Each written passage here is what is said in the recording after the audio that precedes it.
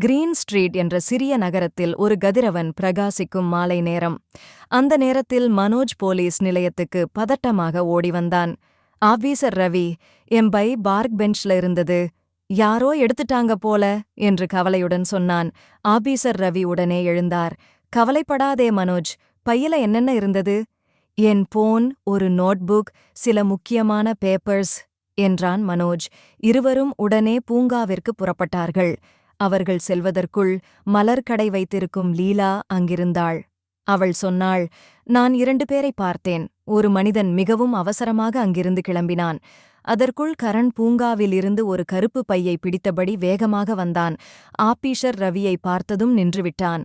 அந்த பை யாருடையது என்று ரவி கேட்டார்.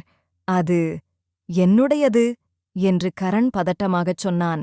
அந்த நேரத்தில் லீலா முன்வந்து, இல்லை ஆபீசர், அது மனோஜின் பையைப் போலிருக்கிறது என்றாள்.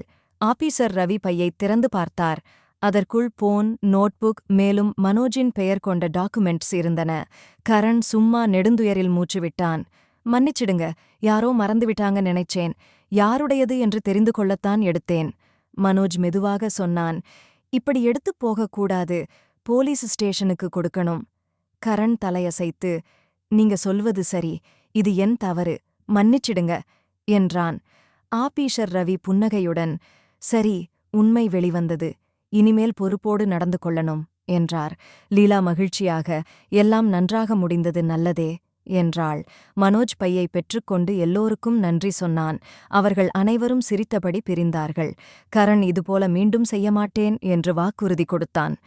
கதையின் நெறி, நமக்குச் சொந்தமல்லாதவை எடுத்தால் தவறு, கண்டெடுத்ததை சரியானவரிடம் ஒப்படைப்பதே நேர்மை.